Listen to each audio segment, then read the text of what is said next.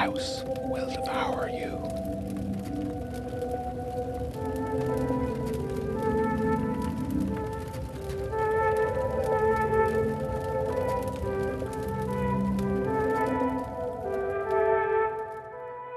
Episode 6, Dancing Shoes. Bloomsbury, London, West Central, 22nd of November, 1925. My dear John, you must put some iodine on that cut on your hand, or it will only get worse. This morning, you will be pleased to hear, I am taking my ease and resting, the better to regain my strength after the excitement of the last few days and our blissful dinner last night. What a place London is, even in this late November dreary weather, when the cold clings to the very brickwork, and the only way possible to escape its dank persistence is to travel by cab and remain in the bright indoors. I have with me some scribblings and sketches found among Father's papers, which I'd located one morning while Mother was shopping in Marlford. I will send you a sketch of what Father called a Gorgon's head, referring to something encountered on one of his Mediterranean tours, from long ago before I was born. It bears more than a passing resemblance to a triskelion, 3 hooked limbs radiating out from a centre, each one elaborately decorated. Next to the sketch is a barely legible note, but it could say Blackwater Valley, together with a text fragment in a strange alphabet. However, I wanted to show Dr. Rookfield the sketch first, and he has taken it to make a copy. We did have a most sublime evening. Of course, I had absolutely nothing to wear, and so I borrowed a charming green watered silk dropped waist dress from Celia, who kindly agreed to accompany me, given our concerns about the propriety of such an invitation. She was wearing a most becoming eau de Nil chiffon gown with a feathered trim and one of those new bandeau headpieces, which did suit her. Dr. Rookfield seemed most pleased to have the pair of us grace his table. He did not seem to me to be the sort of fellow who would mind an imbalance in the number and sex of the company. Mid-30s, I would say, somewhat raffish in style, dark curlyish hair, and much of the bon viveur about his disposition. The Irish turn of phrase I originally noticed in his speech was more subdued at dinner, though it was still there. I was unsure how to inquire, but he saved me the need by referring to some grand times he had spent in his studies at the University College in Cork. His dress and manner were both relaxed, and I can imagine him in a collegiate setting. The dining room was most elegantly appointed, high ceilings with an ornate frieze around the cornicing, which depicted fascinating scenes of action, but I could not quite decipher the detail. Not quite classical. Dr. Rookfield airily referred to the symbolism, but did not elaborate. The venue being so close to the Freemasons' Lodge, it is not surprising to have acquired some arcane insignia by association. Well, to the dinner.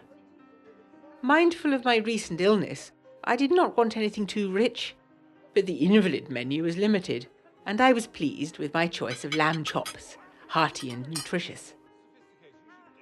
Dr. Rookfield, who incidentally is a doctor of philosophy rather than medicine, did suggest that my pallor might be due to an influence by malign spirits, and that I could be in the path of conflicting cross-currents in the ether, pulling me by metaphysical magnetic forces.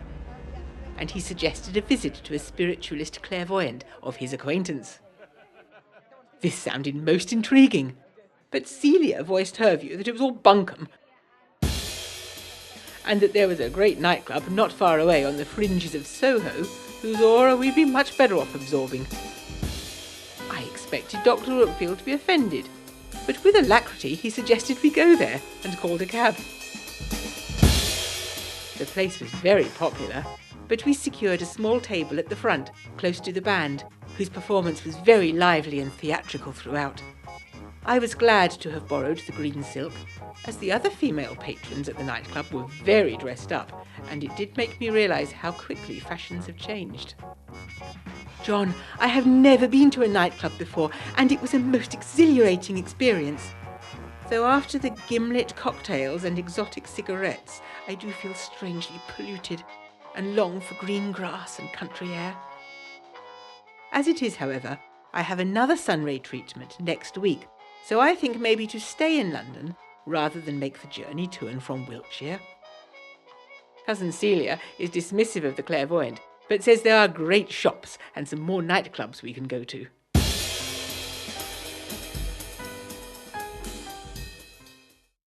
Celia and I have been discussing Lily. We are both concerned about the pace at which George's interest is developing, and I do wish Aunt Edith could keep her meddlesome nose out of such matters.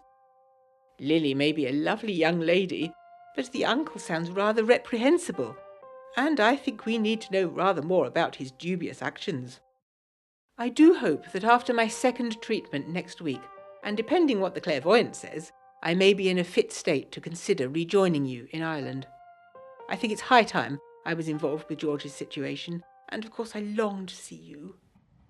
What do you think, given the time of year, if I take the northerly route via Holyhead, where the crossing is generally less rough and the mail train faster and more reliable?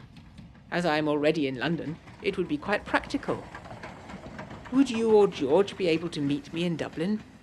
It might be good for you to absent yourself from the Blackwater Valley for a few days, while all this domestic upheaval is resolved. I'm not sure about our next encounter with Dr. Rookfield. As the cab dropped us off in Bloomsbury, I noticed he was gazing up at our upstairs windows with keen interest. Something, I know not what, made me uneasy, and I made sure to fasten all the window latches and draw the heavy curtains firmly across before retiring for the night. This morning I feel more at ease, but in no hurry to venture forth, although I must post this letter. I do hope for our fond reunion soon. Your loving fiancée, Elizabeth.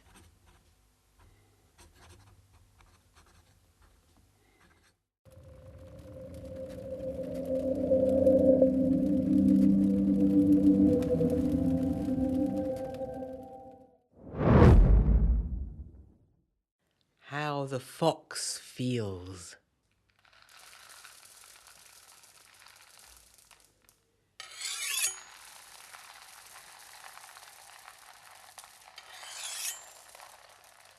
Kilphaun Hall, 23rd of November, 1925.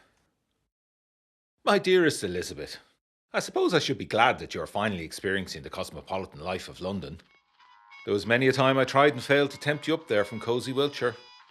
And now this Roland has set you dining and dancing there like a mad thing, with only your cousin Celia for company. I certainly wish I was there with you and not here. But here I stay to assist George. Things have gotten tricky here, and stranger.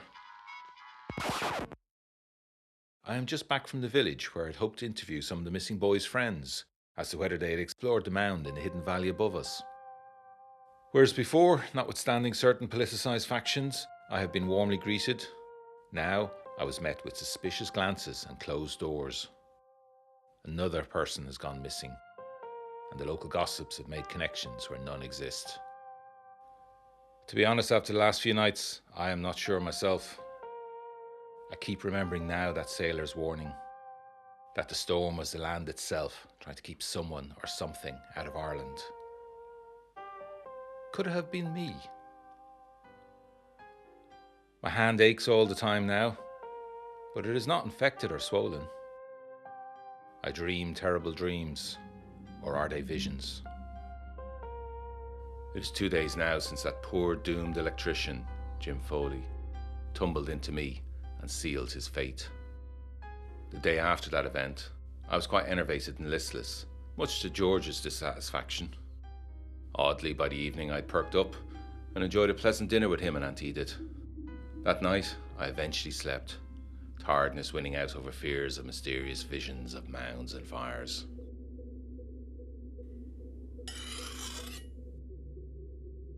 In the middle of the night, I awoke to a noise. The sound came again, a snickering of metal, as if somewhere close, two blades were drawn across each other. The room throbbed to some unearthly pulse, and I could feel rather than hear it, a low sound deep in my bones, echoing the pulsing ache in my hand. The house was still. I could see the half moon out the window through a crack in the curtains. From outside, I heard a mournful crying. I got up. My window looks west, and the weak light of the moon shone on the lawns. At first, I saw nothing besides Mr. Simmons' damned plants. But then, sure enough, a large fox sauntered cheekily out from under a bush. It stopped in the middle of the lawn and looked up at me. I mean, it may have just been looking at the house, but I could see the glint of its eyes. It stared at me, and I stared back for the longest time. It didn't scream again, but abruptly put its head down and strolled off out of my view.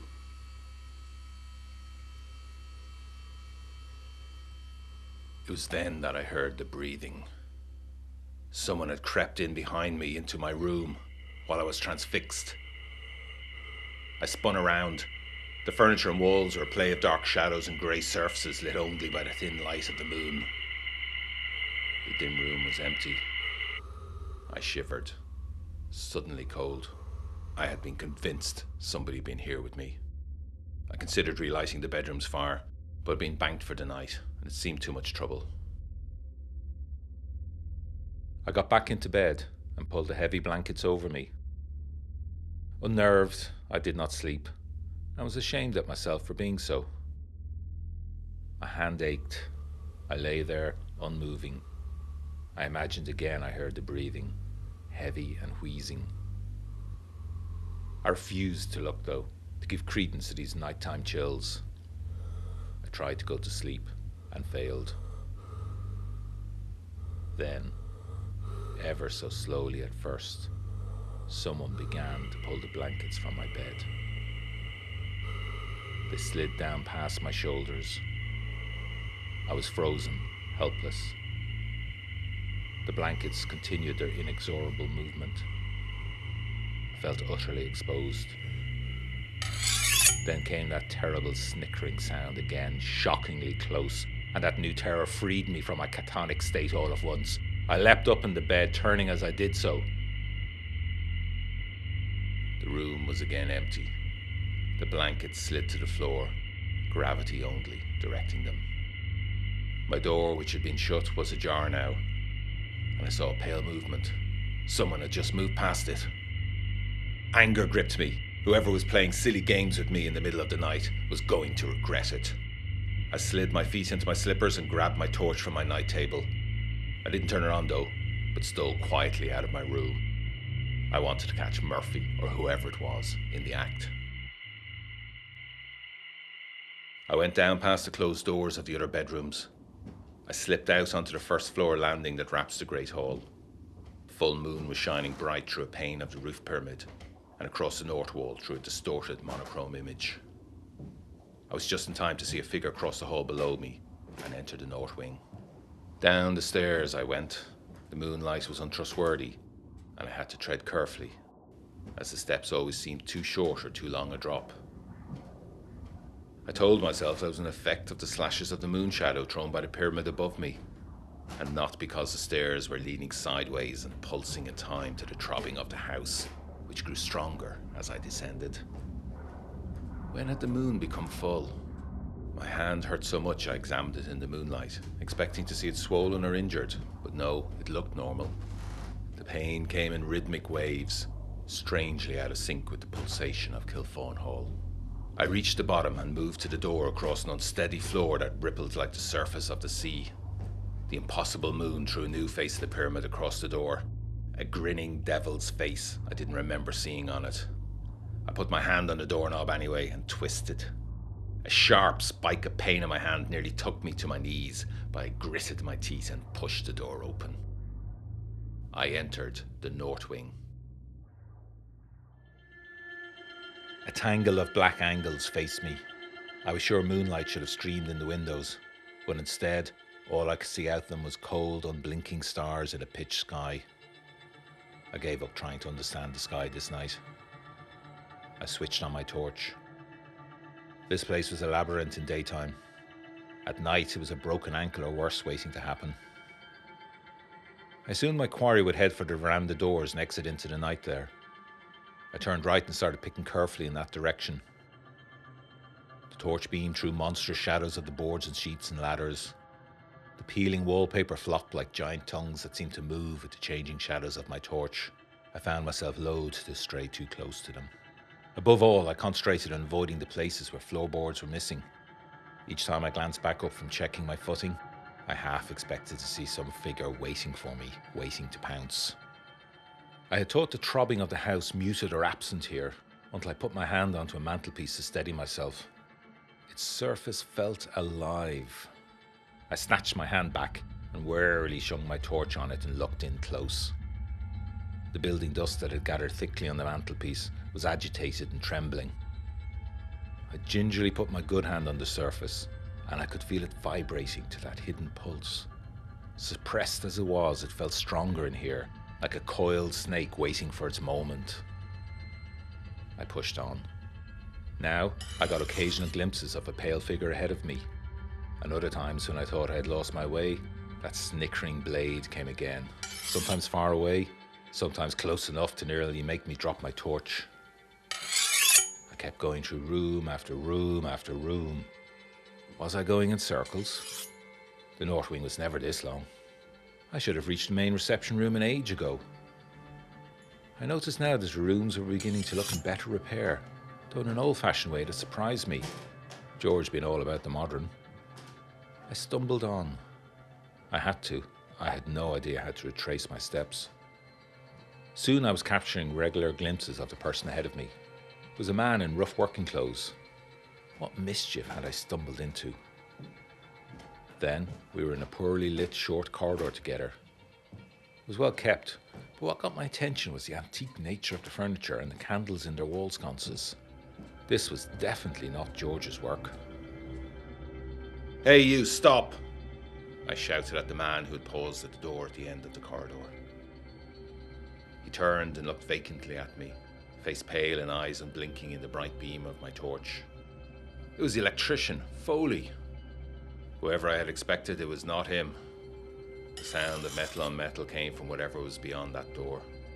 Foley turned and was through it, the door shut behind him before I could get there. I twisted the doorknob back and forth, but it would not open. A voice was muttering now beyond it. I rattled the door hard, but it wouldn't yield. I put my ear to it, but couldn't hear any clearer. I noticed, though, that the whole door was vibrating with suppressed violence. Was the house itself keeping me out? On a sudden inspiration, I grabbed the doorknob with my injured left hand. An excruciating jolt of pain stabbed the length of my arm. I gritted my teeth against it, even as the door clicked open, and I stepped through. I finally found myself in that large reception room of the northern wing. The room was in perfect condition. Fire roaring in the hearth and candles on the mantelpiece. Except the wallpaper on those walls I had last seen in tatters being stripped by the workmen. A family portrait, the clothes very old-fashioned, hung over the fire. I had no time to ponder this strangeness further, because my eye was drawn to the two figures in front of the fire. Foley was kneeling, his back to the fire and facing me. He was a man slowly waking from a deep sleep, first confused and then a dawning terror on his face. I think he knew what was coming long before I did. There was that grating of metal on metal, and the figure behind him came properly into view, as if a shroud had been lifted. It was a crooked old man, tall despite the hunch. He was bone-thin with wild white hair and dressed in a ragged and dirty white robe. In his hands, he held two butcher's knives, rusty apart from where he'd been sliding one against the other. He grinned, a maw of broken teeth visible. A stench of carrion rolled over me. But his eyes, oh Elizabeth, may I never see such a thing again. His eye sockets were crowded with pebbles that fell constantly from his face like endless tears of stone. If I close my eyes, I can still see and hear that terrible face. I moved towards them, finally understanding what horror was about to happen here in front of me, but it was like a stroll through treacle for all the headway I made. I would never get there in time. Foley made to get up. He was sluggish too, and stilled when the old man put one of his hands, the knife flat in it, on the poor doomed electrician's head. This was our tableau for a pregnant moment, Elizabeth. All of us frozen in our allotted places, all of us knowing the act that was coming now would break something that should not be broken in this awful house. Me, raising my hand and opening my mouth to shout, "No!" Foley, kneeling, accepting of his fate. The crooked old man standing behind him, backlit by the roaring flames, which seemed to be reaching for him, one hand on Foley's head, the other resting on his shoulder. Everything throbbing and warping as the house reached in for us. The old man, or whatever demon of hell it was, looked straight at me, seeing me despite the stones spilling from his eyes. He drew his butcher's knife across Foley's throat in a hard, swift movement. A great gout of blood sprayed out across the floor.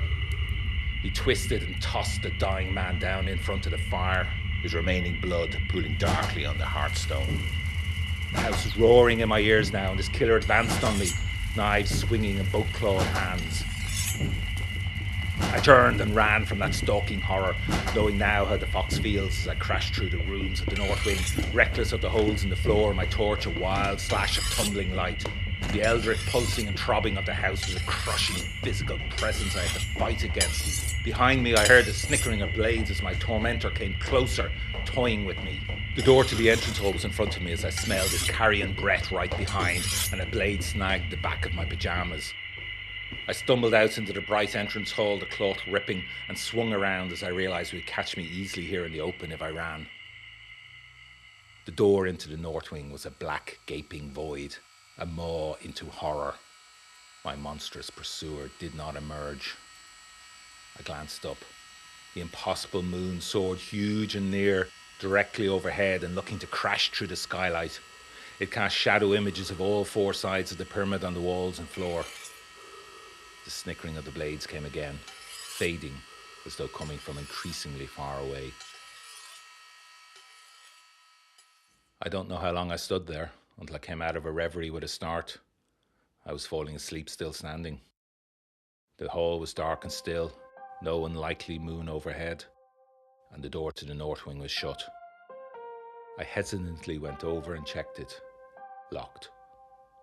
That had been real, surely, I thought, and not some sleepwalking nightmare. Confused, I returned to my room, jumping at every shadow and creak of the house. I wedged a chair under the doorknob and lay on my bed, not intending to sleep. I woke late in the morning, still on top of the bed. I could hear the bustle of the house around me. It was all normal, not the bedlam if a body had been discovered. I was in a daze all morning. George teasing me that I had more of the wine last night than he thought. I couldn't bring myself to enter the north wing, so I trudged along the outside of it and peered in the window of the reception room where Foley had been murdered. It was back in the half-repaired state I'd first seen it, with workmen busy inside. Evidently no dead body had been discovered by them. Elizabeth, I would say, was a particularly vivid and upsetting nightmare the old man cadged from the images on the pyramid. Except, well, this is the thing. Jim Foley is missing. He went to bed last night, and when his wife awoke, he was gone. I've hidden my pyjamas. I would destroy them if I could. They are filthy, especially at the cuffs. Worse, they are spotted all over the front with dark wine-coloured marks. I know dried blood when I see it. And where else have I seen an image of a crooked man? If I close my eyes, I get a glimpse of it. Metal, but quickly hidden. Don't come here, Elizabeth. Stay in London. Go home to Clatbury. This house is cursed, and maybe all of us within it. I love you, Jon.